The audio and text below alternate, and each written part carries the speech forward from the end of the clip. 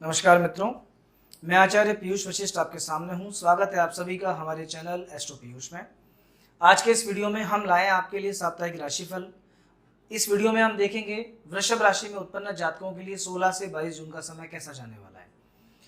सामान्य रूप से जिनका नाम वी से स्टार्ट होता है उन लोगों की वृषभ राशि बनती है। बाकी आप अपनी कुंडली में देखिएगा, चंद्रमा जिस राशि में स्थित है वही आपकी राशि है। यदि वृषभ राशि में चंद्रमा है तो आपकी जन्म राशि वृषभ है और ये राशिफल आपके लिए है। तो शुरुआत करेंगे। सबसे पहले वृषभ राशि के जो जातक हैं उनको वर्तमान में द्वितीय भाव में बृहस्पति चल रहे हैं। ज्योतिष के अनुसार दूसरे भाव में स्थित चंद्रमा व्यक्ति के कम्युनिकेशन स्किल्स से उसे बहुत फायदा देते हैं। द्वितीय भाव में स्थित चंद्रमा की सीधी दृष्टि रोग, ऋण और शत्रु पे पड़ती है। पहले से यदि कोई कर्जा या कुछ खर्चा ज़्यादा हो रखा है, कर्जा चलता आ रहा है, उसमें आपको बृहस्पति के इस 1 साल के गोचर में कमी देखने को मिलेगी। अष्टम भाव पे बृहस्पति की स्वराशि दृष्टि है। अष्टम भाव पे दृष्टि का अर्थ होता है, 8वां घर होता है ऑब्स्टिकल्स का। आपके जो काम बड़ी मुश्किल से बाधाओं के साथ बनते थे उनमें कुछ कुछ अभी रिलीफ महसूस होगा और अटके हुए काम जो काफ़ी टाइम से पेंडिंग चल रहे हैं वो काम आपके बनने स्टार्ट हो जाएंगे। 8th हाउस पे बृहस्पति की दृष्टि के कारण व्यक्ति का धार्मिक कार्यों में रुझान बढ़ता है। किसी साधना को करने की तरफ, मंत्र सिद्धि की तरफ, गुरु के प्रति जो श्रद्धा और विश्वास है उसमें आपकी लगन बढ़ती है। इसके बाद में जो बृहस्पति की अगली दृष्टि पड़ती है, दशम भाव पे पड़ रही है और दशम भाव पे बृहस्पति देवता की दृष्टि के फलस्वरूप आपके कार्य क्षेत्र में आपको भगवान की कृपा मिलेगी। आपकी पदोन्नति के अवसर आएंगे। पहले से जो प्रॉफिट है, जो इनकम आपको हो रही थी उसमें कुछ इजाफा होगा। यदि कोई इंक्रीमेंट वगैरह लगने वाला है तो इस 1 साल में आपको अच्छा लगेगा। इधर आपको शनि देवता 11वें घर में चल रहे हैं और ये 2.5 साल लगभग आने वाले, 2 साल अभी चलने वाले हैं। 11वें घर में शनि की स्थिति बहुत अच्छी मानी गई है।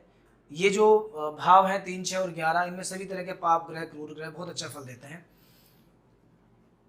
यहाँ पे स्थित शनि हालांकि थोड़ा स्वास्थ्य के लिए ठीक नहीं है क्योंकि शनि की तृतीय दृष्टि लग्न में पड़ती है जो थोड़ा सा आलस्य उत्पन्न करती है। वृषभ लग्न में उत्पन्न जातक वैसे भी थोड़े से मेहनती तो होते हैं, लेकिन कहीं ना कहीं उनको थकान और ये सब चीज़ें जल्दी होती हैं। उनको एटमॉस्फेयर काम करने के लिए बहुत अच्छा चाहिए, लाइफ में थोड़ी सी लग्जरी चाहिए।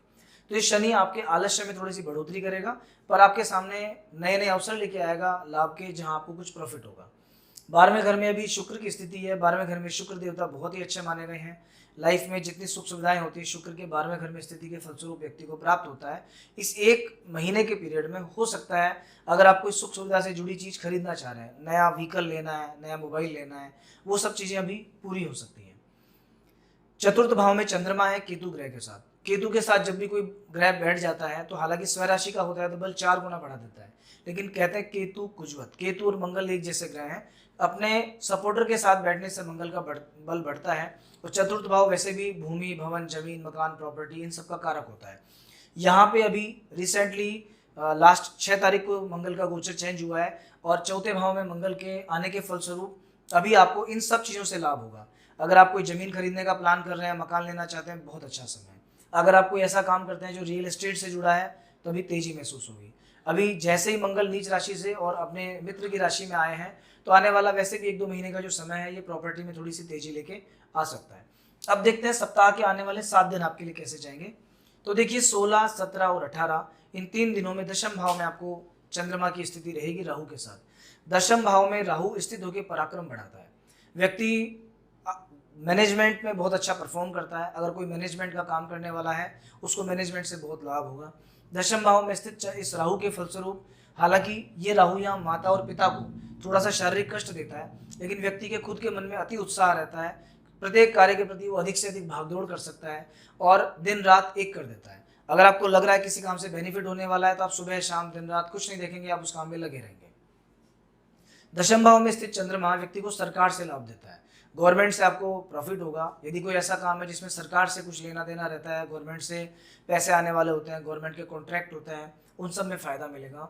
जितने भी रोड या कंस्ट्रक्शन से जुड़े हुए काम हैं, जो कि ऐसा मान लीजिए फलदार वृक्षों का कोई काम करता है या सब्जियाँ फ्रूट से जुड़ा कोई काम है, एग्रीकल्चर, आप एक किसान वर्ग से संबंध रखते हैं अगर, उन सभी लोगों के लिए दशम भाव में स्थिति चंद्रमा की 16, 17, 18 को बहुत अनुकूल मानी गई है।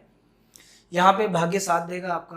आर्थिक स्थिति से भी बढ़िया है, किसी प्रकार का इन्वेस्टमेंट करने के लिए बहुत अच्छा है, जमीन में इन्वेस्टमेंट करने के लिए बेस्ट टाइमिंग है, व्यापार को बढ़ाने के लिहाज से कुछ इन्वेस्ट करेंगे तो भी ठीक है। लाइजनिंग के जो लोग हैं जो लाइजनिंग का काम करते हैं, राहु और चंद्र ये दोनों मिलकर बहुत अच्छी लाइजनिंग देते हैं। तो अगर आप एक लाइजनर हैं, बहुत समय से किसी से कोई काम करवाना है और वो काम नहीं हो पा रहा है, इन 3 दिनों में आपको ट्राई करना चाहिए, 16, 17 और 18। ओवरऑल ये 3 दिन आपके लिए बहुत ही अच्छा है।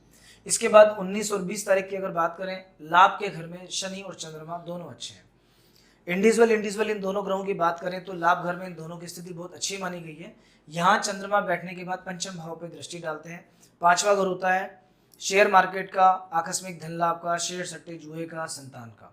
यहाँ बैठने के बाद संतान से संबंध बेहतर होंगे। इन 2 दिनों में 19 और 20 तारीख को संतान की तरफ से कोई अच्छा समाचार सुनने को मिल सकता है। अगर कहीं एडमिशन के लिए प्रयास कर रहे हैं, हो नहीं पा रहा, हो सकता है अभी हो जाए। जो भी समाचार आपको मिलेगा पुत्र या पुत्री से संबंधित वो बेहतर होगा। अभी यहाँ पे लाभ के नए नए अवसर सामने आते हैं, नए सोर्स ऑफ इनकम जनरेट होते हैं। अगर आप ऐसी कोई काम करते हैं जिसमें डे टू डे लाइफ में डेली पैसा आता है, शेयर मार्केट या मान लीजिए MCX, गोल्ड या और कोई ऐसा काम है, उस काम में आप देखेंगे इन 2 दिनों का प्रॉफिट पहले के कंपैरिजन में बढ़ा रहेगा। शनि और चंद्रमा का संयोग कभी कभी पानी से बह देता है और कभी कभी थोड़ा सा मानसिक स्ट्रेस भी देता है। तो ये ध्यान रखिएगा, जब शनि चंद्रमा एक साथ रहेंगे 19 और 20 तारीख को, आपको प्रत्येक कार्य में हालांकि लाभ होगा, लेकिन कहीं ना कहीं आप कुछ अंडर प्रेशर भी हो सकते हैं। डर, भय और चिंता का कुछ माहौल मन में रह सकता है। किसी चीज को लेकर आपके सबकॉन्शियस माइंड में कुछ ना कुछ चलता रहेगा। जल्दबाजी थोड़ी सी रहेगी इस समय पे, बट ओवरऑल ये टाइम आपके लिए बहुत ही अच्छा है। किस्मत पूरा साथ देगी। जो लोग स्टूडेंट्स हैं, पढ़ाई कर रहे हैं, उनका मन पढ़ाई में लगेगा, पूरा फोकस उनमें रहेगा। चंद्रमा की विद्या के भाव पे दृष्टि है, आपको ऐसा लगेगा जैसे आपने 3-4 दिन की पढ़ाई इन 2 दिनों में कर ली है। इसके बाद 21 और 22 तारीख को जब चंद्रदेव 12वें घर में रहेंगे, तो देखिए शुक्र और चंद्रमा ये दोनों मिलकर के व्यक्ति को थोड़ा सा घूमने फिरने के प्रति शौकीन बनाते हैं, थोड़ा आलसी बनाते हैं। और ऐसा व्यक्ति जो होता है वो खर्चा करना चाहता है, जो उसने कमाया उसका आनंद लेना चाहता है। तो 12वें घर में वैसे भी चंद्रमा मन को बड़ा उखड़ा सा रहता है, बेचैन रहता है, घूमने फिरने में मन रहता है, एकाग्रता नहीं रहती है। तो इन सप्ताह के अंत में वीकेंड भी रहेगा, तो हो सकता है कि आपका खर्चा थोड़ा सा घूमने फिरने पे हो जाए या बाहर जाके खाना खाने पे आप खर्चा कर दें। पर यह भी ध्यान रखना, 12वां चंद्रमा रोग भी देता है, तो गलत चीज़ खाने से आपको कुछ बीमारी भी हो सकती है। मन में किसी प्रकार का स्ट्रेस रहेगा। विशेष तौर पे जो लोग नींद के पेशेंट हैं, जिनको नींद कम आती है, बहुत सोचते रहते हैं, ओवर थिंकिंग करते हैं, उन लोगों को ऐसा लगेगा जैसे अभी कई सारी दिक्कतें बढ़ गई हैं। एक तरफ सूर्य के चंद्रमा अत्यंत नजदीक है और एक क्षीण चंद्रमा की स्थिति कहलाती है। क्षीण चंद्रमा जब 12वें घर में होते हैं तो ये विशेष परेशानी उत्पन्न करते हैं। ठीक है, इस समय जो भी डिसीजन लेंगे वो बहुत अच्छा नहीं होगा। तो अपने व्यापार को लेके, करियर को लेके, नौकरी को लेके, पैसा इन्वेस्टमेंट को लेके, फ्रेंड्स को लेके किसी प्रकार का कोई डिसीजन आप इस समय मत लेना, क्योंकि जो भी निर्णय करेंगे वो या तो दबाव में होगा या वो जल्दबाजी में होगा। तो ये 21 और 22 तारीख का समय आपको बहुत शांति से निकालना है, धैर्य के साथ निकालना है, पेशेंस रखना है। इस पूरे सप्ताह में 2 दिन खराब हैं, 21 और 22। अगर आप चाहते हैं 2 दिन आपके अच्छे निकले, तो देखिए शुक्र के साथ चंद्रमा विराजमान है मंगल की राशि में। अगर संभव है तो इस सप्ताह के लास्ट के 2 दिनों में या इस पूरे सप्ताह में थोड़ा सा दही भगवान शिव पे अर्पित कीजिए, या फिर आप दूध, दही, घी, शहद और बूरा, इन 5 चीज़ों को मिला के जो पंचामृत बनता है वो शंकर भगवान पर अर्पित करें। अगर आप देवी माँ को मानने वाले हैं तो किसी दुर्गा माँ के मंदिर में या कोई भी देवी के मंदिर में, माँ पार्वती को भी चढ़ा सकते हैं, सफ़ेद या लाल रंग के कुछ पुष्प आप चढ़ाइए, उससे बहुत फर्क पड़ेगा। थोड़ा सा इत्र अगर आप भगवान को लगा सकते हैं तो भी ये समय आपका अच्छा जाएगा। इत्र लगाने से वैसे भी व्यक्ति को ऐश्वर्य मिलता है।